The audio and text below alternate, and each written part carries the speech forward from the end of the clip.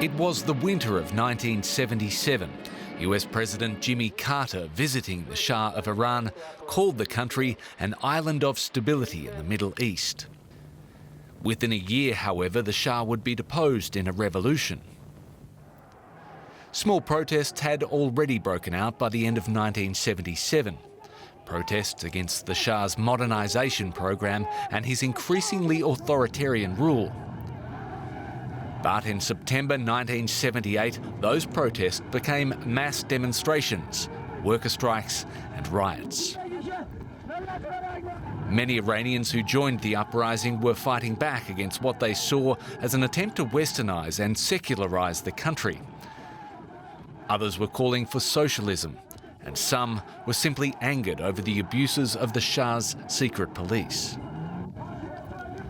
Amid the mayhem, one opposition figure emerged as a leader from his exile in France, the hardline Shiite cleric Ayatollah Khomeini.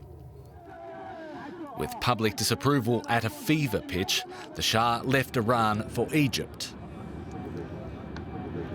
Then on February 1st, 1979, Khomeini returned to Iran, welcomed by a crowd of millions.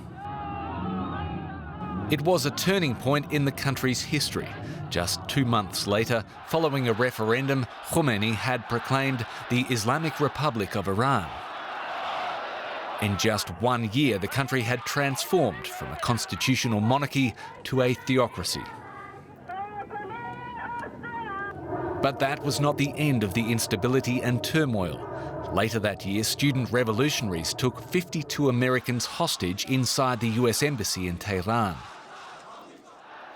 The ensuing crisis ended diplomatic ties between the two countries, setting the stage for a broader conflict in the Middle East, in which Iran continues to play a dominant role. 40 years after the Islamic Revolution, Ayatollah Khomeini remains a hero for many Iranians. But for others, the revolution's legacy has been repression, censorship and stagnation. Let's bring in our correspondent, Teresa Tropper. She is in the Iranian capital, Tehran. Teresa, 40 years have passed now since the revolution began. Do ordinary Iranians feel that the revolution has, by and large, fulfilled its promise?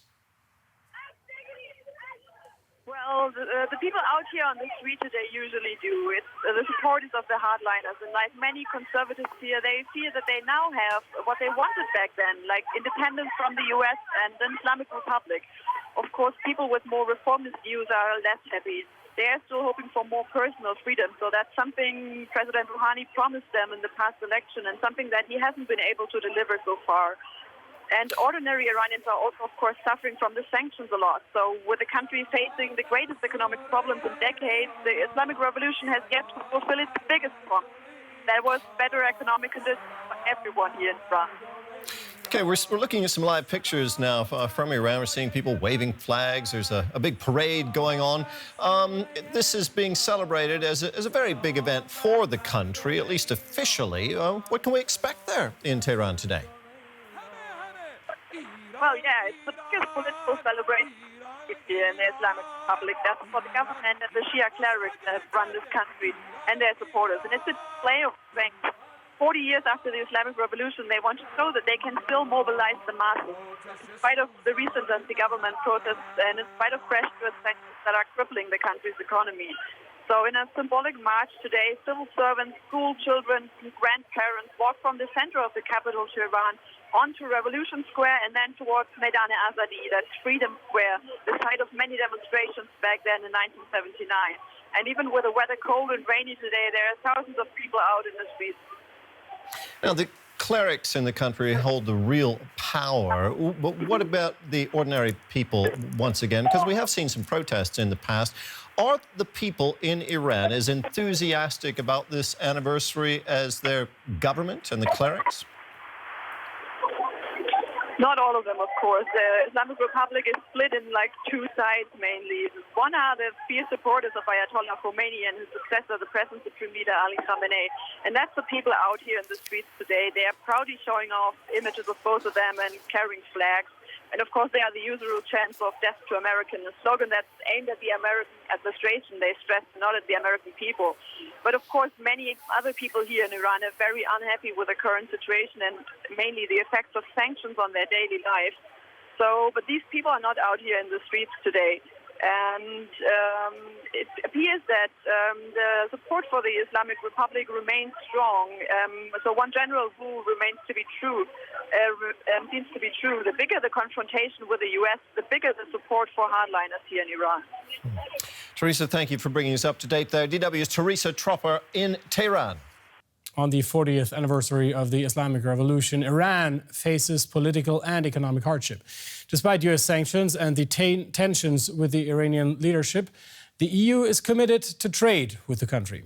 The EU last week launched a mechanism to bypass U.S. sanctions, drawing a warning from Washington and providing a lifeline for Iranian firms. From healthcare devices to orthopedic implants, Iran has a solid track record of producing medical technology. Ali Amari Alayari started up his company 9 years ago. Today, his specialized screws and bone plates are sold in Iran, elsewhere in Asia, in Africa, and most of all in the European Union. Business is booming, despite reimposed U.S. sanctions against Iran. The main problem for the entrepreneur is the fact that Iran has been disconnected from the U.S.-dominated payment system. In this situation, only problem is to transfer money. And we can work with the other countries in the medical equipment and medicine. But about the transaction of the money, we need to look and to find the new rule to do business. His company, which started out in Golestan province in northern Iran, now employs more than 1,000 people. Production is completely automated.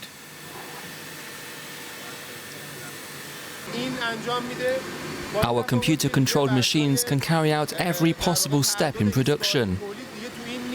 We no longer need to have different workstations. It's all completely automated. The medical plates being milled out of titanium and stainless steel have international certifications and are approved for use in numerous countries. And because they're often cheaper than the international competition, demand is high. Ali Amari Alayari arranges more than half his exports to the European Union at international trade fairs like here in Dusseldorf. He's hoping that the EU's recent efforts to set up a legal payment mechanism to bypass the U.S. sanctions will keep him in business with Western firms. In this case, we send our product to Europe and we buy something reverse from Europe, especially to provide something for spare part, raw material, and everything that we need to manufacture our product. Many European companies, such as this manufacturer of neurological diagnostics devices, intend to continue their business with Iran with the support of the EU.